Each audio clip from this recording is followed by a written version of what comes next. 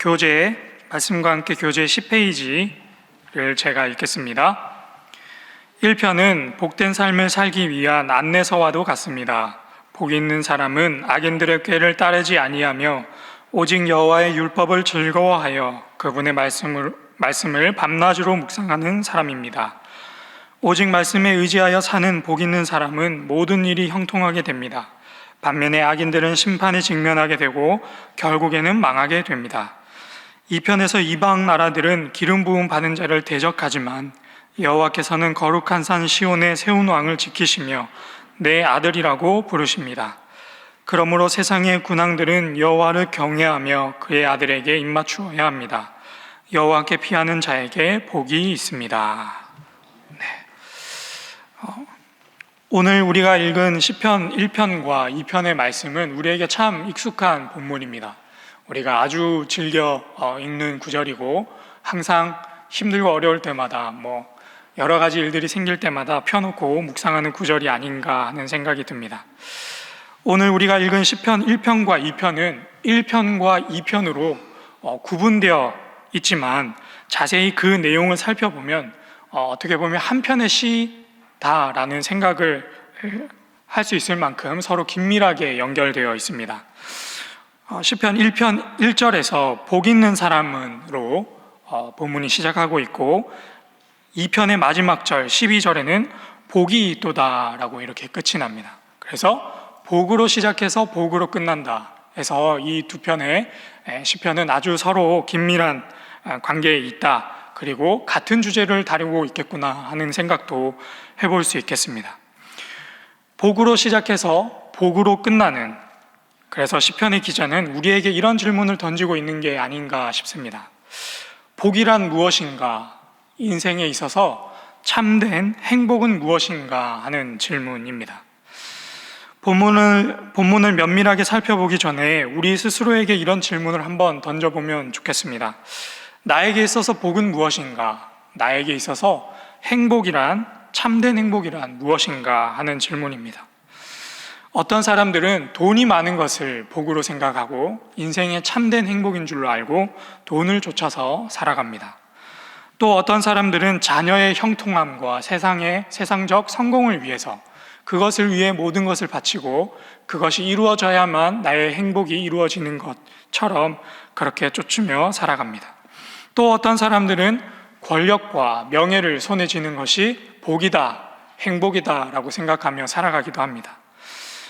또 요즘에는 마약이라고 하는 것이 우리 사회의 최대의 화두지요.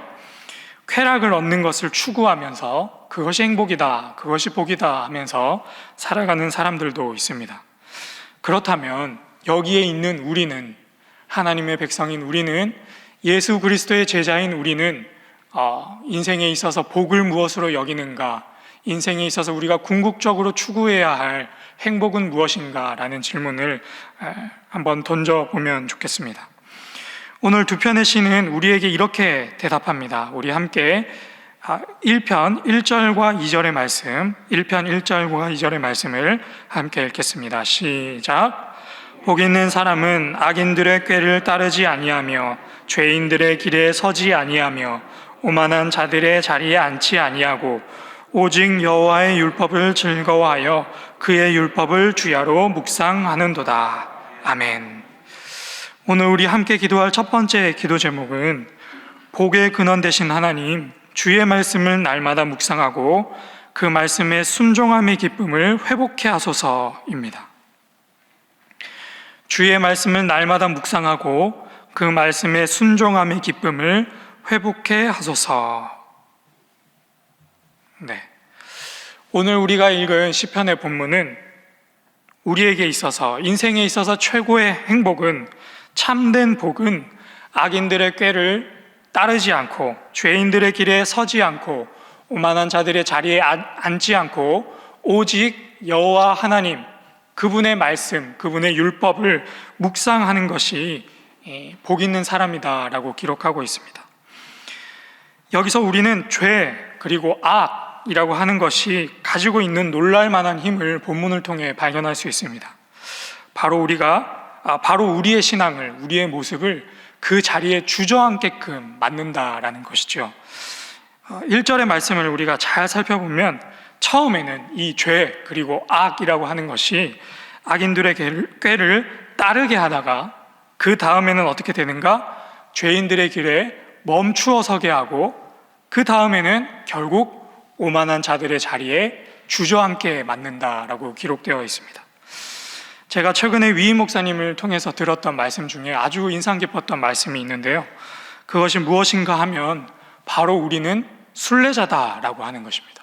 우리는 순례자다.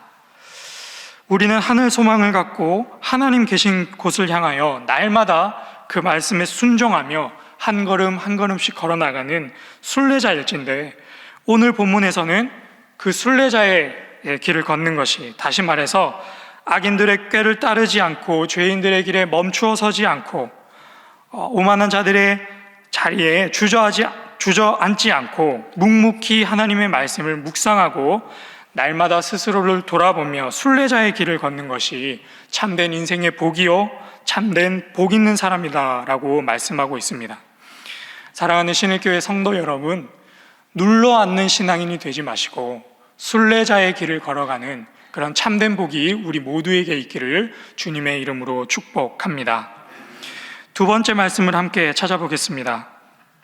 시편 2편 1절부터 3절까지의 말씀입니다. 시편 2편 1절부터 3절까지의 말씀 우리 함께 읽겠습니다. 시작. 어찌하여 이방 나라들이 분노하며 민족들이 헛된 일을 꾸미는가? 세상의 군왕들이 나서며 관원들이 서로 꾀하여 여호와와 그의 기름 부음 받은 자를 대적하며 우리가 그들의 맹것을 끊고 그의 결박을 벗어버리자 하는도다. 아멘. 우리가 방금 읽은 시편 1절에서 3절까지의 말씀에는 아까 우리가 살펴봤던 1편에서 등장하는 악인과 죄인과 오만한 자들의 전형적인 모습이 등장합니다. 그들은 갖가진 방법으로 하나님을 대적하고 또 하나님께 기름 부음 받은 자를 넘어뜨리고자 하고 있다는 것을 우리는 볼 수 있습니다. 여기서 우리가 주목해야 할 것은 어찌하여라고 하는 단어입니다. 어찌하여. 도대체 왜 그들은 그런 악행을 도모하고 있는가? 여호와를 경외하는 자는 하나님의 말씀을 묵상하는데 이들은 어찌하여 그 말씀을 묵상하지 않고 오히려 자신들의 지식과 계략을 묵상하면서 악한 일들을 도모하고자 하는가? 도대체 왜? 어째서 그들은 악한 꾀를 내고 악한 일을 도모하는가? 도대체 왜 그들은 하나님과 그 기름 부음 받은 자를 대적하고자 하는가? 하나님께 기름 부음 받은 자는 날마다 하나님의 말씀을 묵상하는데 어찌하여 그 악하고 오만한 자들은 하나님께 분노하고 헛된 일을 묵상하는가 하는 것입니다. 하나님의 말씀을 묵상하지 않고 헛된 것을 묵상하는 이유가 뭘까요? 도대체 왜 그럴까요? 이유는 간단합니다. 그렇게 사는 것이, 하나님의 말씀에 순종하지 않고 사는 것이 자기네들 뜻대로, 자기에게 있는 자유 그것대로 살아가는 것이 훨씬 더 편하고 훨씬 더 행복해 보이고 훨씬 더 자극적이고 훨씬 더 있어 보이기 때문입니다. 그래서 악인과 죄인과 오만한 자들은 그렇게 사는 것이고 그들뿐만 아니라 하나님을 믿는 우리들도 종종 그들의 가르침, 그들의 가치관, 그들의 삶의 패턴, 그들이 추구하고자 하는 그 어떤 것들을 도모할 때가 종종 있습니다. 하나님의 말씀을 묵상하지 않고 내 삶에 적용하지 않고 그저 세상의 풍조와 가치관만을 쫓아 따르고 있는 모습, 다시 말해서 세상 가운데 눌러앉은 신앙이 되는 모습, 혹시 우리에게는 있지 않은가 돌아볼 수 있기를 바랍니다. 오늘 본문 4절은 그렇게 눌러앉은 사람들, 눌러앉은 신앙인들, 그들을 향해서 이렇게 말씀하고 있습니다. 우리 4절의 말씀, 2편 4절의 말씀을 함께 읽겠습니다. 시작. 하늘에 계신 이가 웃으시며 주께서 그들을 비웃으시리로다. 아멘. 그래서 오늘 우리 함께 기도할 두 번째 기도 제목은 끝까지 순례자의 길을 걸으며 주 안에서 참된 복을 누리게 하소서입니다.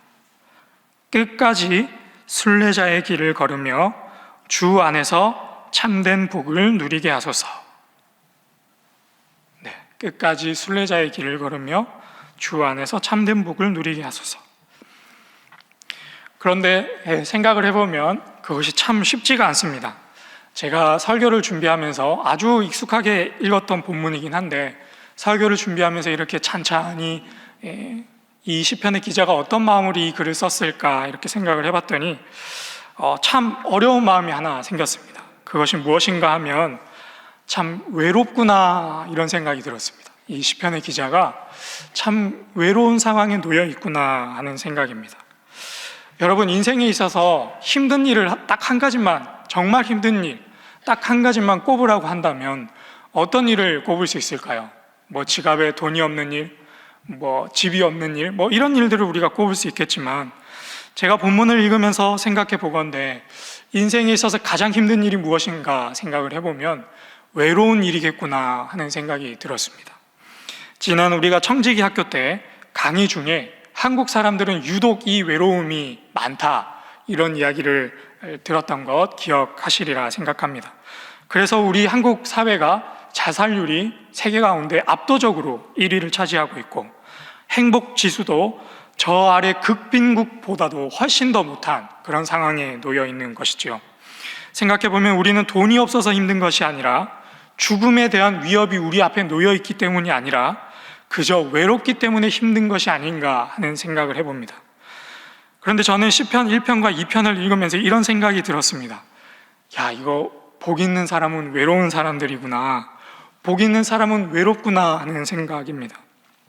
그도 그럴 것이 본문에 그렇게 기록이 되어 있습니다. 처음부터 우리 한번 살펴보겠습니다. 1편 1절의 말씀, 복 있는 사람은으로 시작합니다. 복 있는 사람은 이렇게 시작하는데, 그 뒤에서 나오는 사람들을 한번 살펴볼까요? 뒤이어서는 악인들은, 죄인들은, 오만한 자들은. 복 있는 사람은 단수형, 딱 한 사람으로 기록하고 있는데, 뒤에서 나오는 사람들은 악인, 죄인, 오만한 자입니다. 그리고 그냥 단순히 숫자로만 생각해도 3명인데 그들을 한 사람 한 사람으로 기록하고 있는 것이 아니라 악인들은, 죄인들은, 오만한 자들은 까지 붙였으니까 복 있는 사람에 비해서 이들은 아주 절대 다수, 거의 대부분의 사람들을 뜻한다라고 생각해 볼 수 있겠습니다. 우리 2편의 말씀도 한번 살펴보겠습니다. 2편의 1절과 2절 뭐라고 기록되어 있나요? 이방 나라들이, 민족들이, 세상의 군왕들이, 관원들이.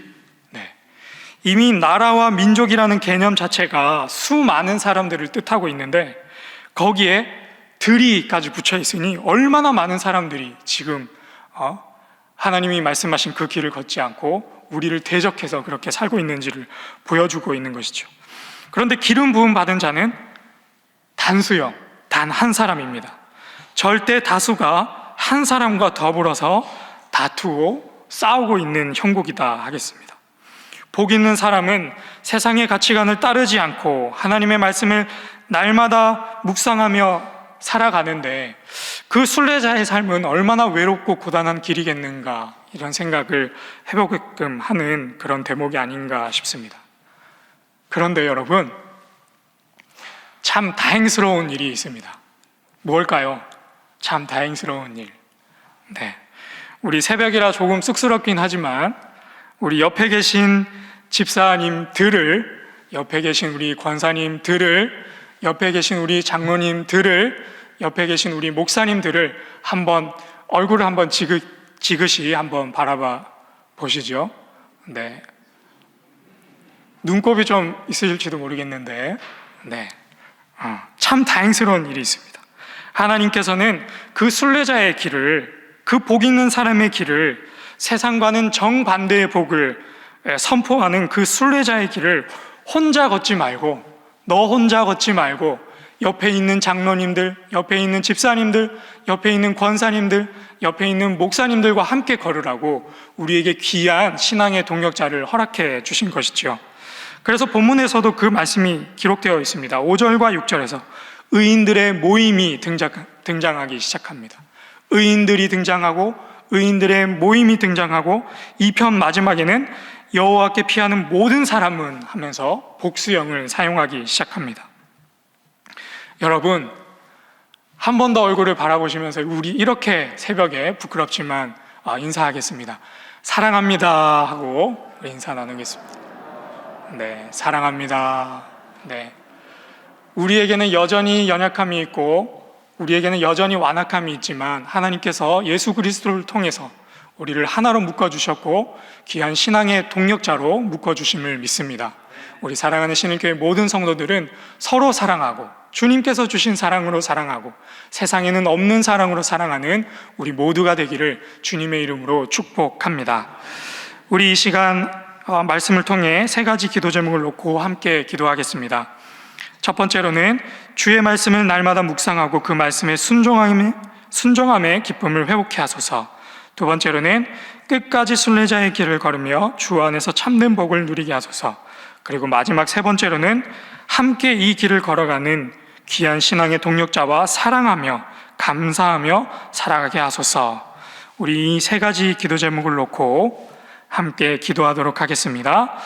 주여 믿습니다. 주여 믿습니다. 주여 믿습니다.